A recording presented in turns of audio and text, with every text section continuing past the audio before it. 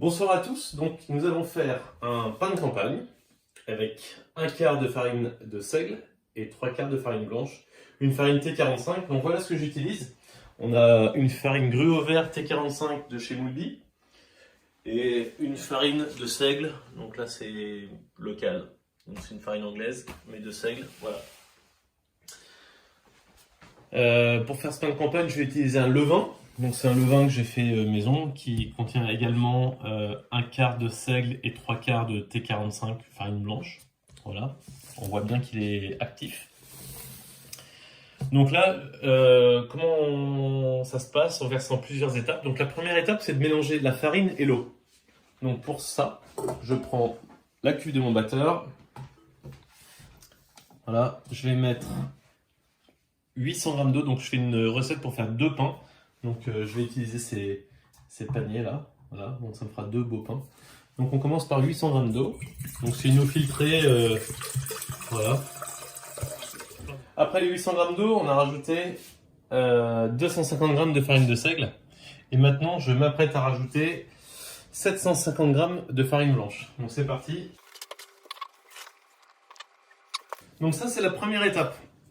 On va mélanger ça avec le crochet. Donc ce crochet, vous l'avez probablement tous reçu avec votre batteur et vous êtes probablement demandé à quoi ça pouvait bien servir, et il doit être au fond de vos tiroirs. Donc il faut simplement le récupérer, on le met en place et on y va. Donc ça, on est parti pour 8 minutes de mélange, 8 minutes de pétrissage.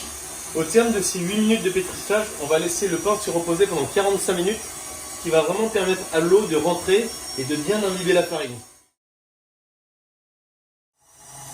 Bon voilà, il me reste quelques secondes, je voulais juste vous montrer quand même qu'on est bien en vitesse lente, hein. C'est la première vitesse du KitchenAid et c'est important de respecter ça. Voilà, donc le timer sonne, ça fait 8 minutes que ça pétrit. Je vais éteindre le timer, voilà. Donc à l'issue de ces 8 minutes de pétrissage, on va laisser un temps de repos de 45 minutes, ça s'appelle l'autolyse. C'est très important, comme je disais tout à l'heure, ça va permettre à l'eau, à l'humidité de bien rentrer dans la farine. Et donc à l'issue de ces 45 minutes, on repart sur l'incorporation du sel et du levain. Donc ce qu'on va faire, on va juste se préparer, on va peser le sel. Hop. Donc deux recettes, 25 g de sel. Donc là j'utilise du sel de Guérande, naturel. Voilà. 25 g, voilà, donc ça je le garde sur le côté, je l'utiliserai tout à l'heure. 45 minutes de repos et on se voit tout à l'heure pour la suite. Ok, 45 minutes de repos. Donc voilà, la pâte n'a pas vraiment bougé, normal, c'est juste de la farine et de l'eau. Là maintenant on va rajouter le sel. Voilà, donc on avait pesé auparavant 25 g de sel. Et on va remélanger la pâte 8 minutes en vitesse lente, toujours. Bon, donc ça fait 8 minutes que ça pétrit, on arrête. Et on va rajouter le levain. Donc à l'aide de ma corne, je vais juste nettoyer la pâte du crochet pour pas en mettre partout. Voilà. Tac. Je pose ça sur la balance. Et donc on va rajouter 300 g de levain.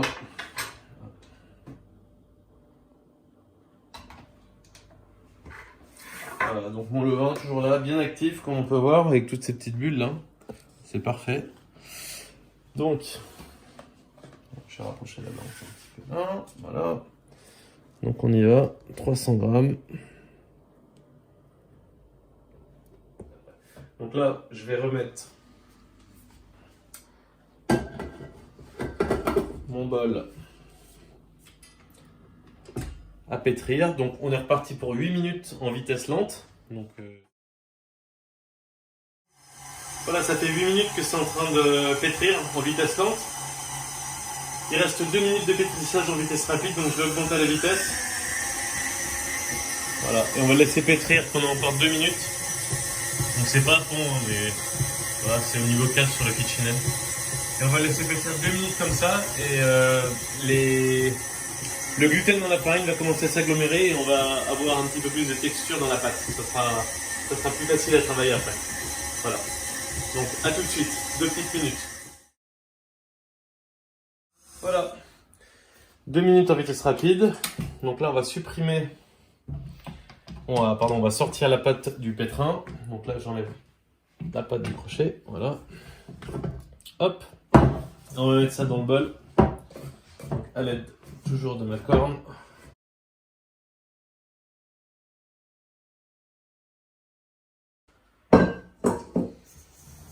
Voilà mon pâton.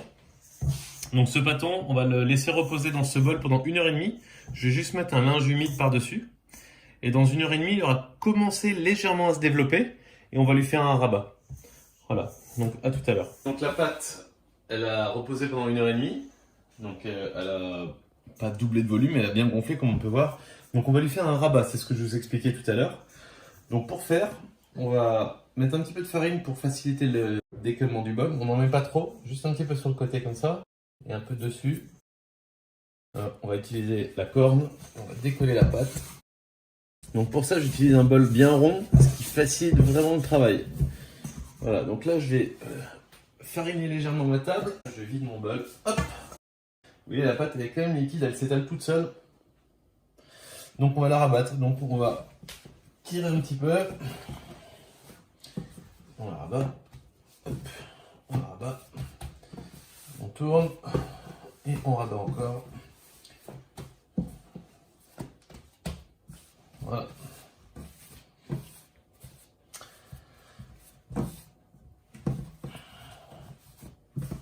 Donc là, je vais la remettre dans mon bol. Hop.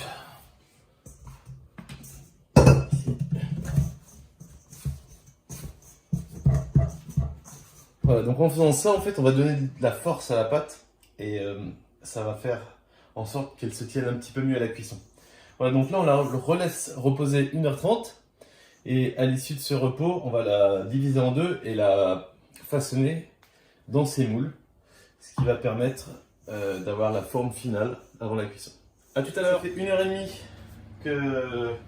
qu'on a fait notre deuxième rabat. Donc là, je vais sortir la pâte du bol, la diviser en deux pour la mettre dans les paniers. Donc un petit coup de farine.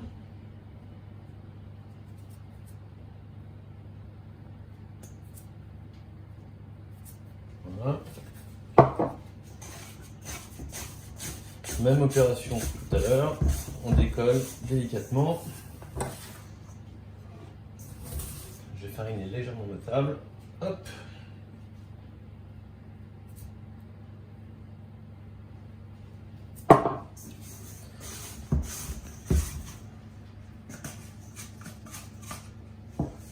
Hop, et voilà. Donc là, on va pas trop manipuler la pâte, on va simplement la diviser en deux. Donc bon, je fais ça à l'œil. Hein. Je farine légèrement au niveau de la coupe pour éviter que la pâte ne colle au couteau. Voilà, allez, à peu près en deux. Voilà. Donc là, j'ai mes petits paniers que j'ai farinés, vous voyez, ils sont pleins de farine. Voilà, tous les deux. Impeccable.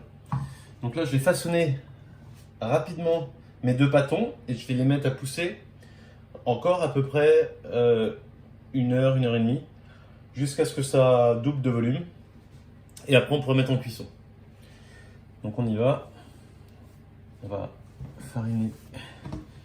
On va replier légèrement.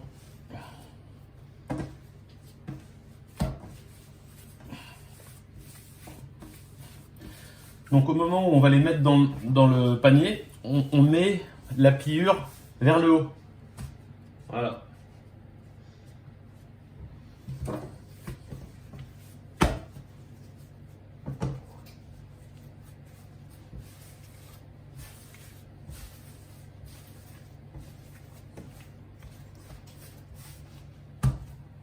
Hop. Voilà. Tout simplement. Donc là, on va les recouvrir, on va les laisser pousser. Et quand la pâte aura vraiment gonflé, on pourra les mettre en cuisson. C'est une opération assez simple, je vous montrerai ça tout à l'heure. Voilà. Bonjour à tous. Alors aujourd'hui, c'est la cuisson. J'ai sorti mon pain qui a passé la nuit à reposer dans son petit panier. Il est magnifique.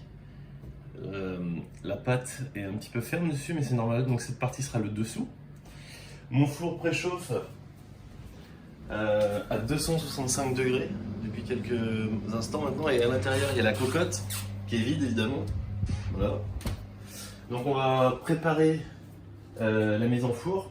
Donc pour ça il faut plusieurs éléments, donc une assiette, un petit morceau de papier sulfu carré, un ciseau, la lame de cutter sur une... Donc là j'ai utilisé une touillette en bois qu'on trouve dans les coffee shops ou quand il y a des boissons chaudes, voilà, donc tout simplement. Un petit verre d'eau, un petit peu de farine. Voilà, donc on commence par faire un petit peu de pliage, très simple.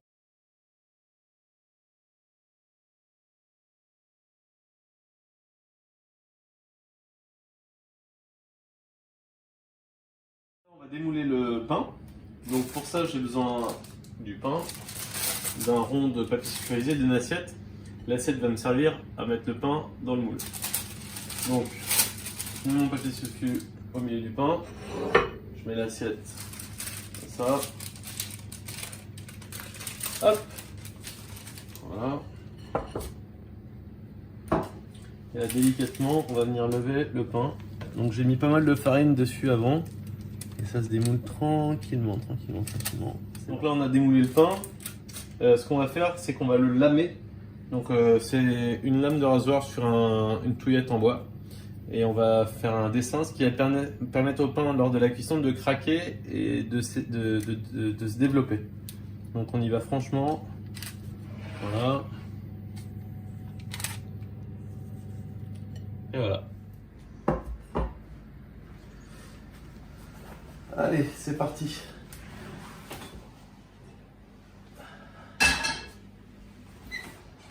Hop.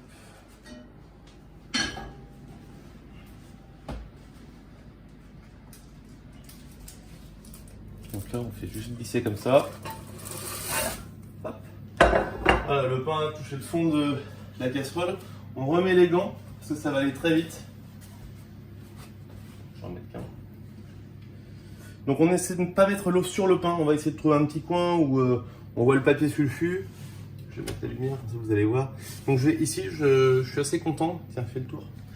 Je suis assez content. Il y a un petit espace où on voit le coin de la casserole. Donc on va faire couler l'eau. Donc le pot est très chaud. Ça va faire une éclaboussure, c'est normal. Donc il faut faire attention à ce moment-là. Donc on va jeter l'eau. Voilà, on fait très attention. On met le couvercle, on remet le gant. Et on remet dans le four. Et voilà. Donc, tout de suite, on va baisser la température du four à 230 et on va mettre 30 minutes de minuterie. Voilà.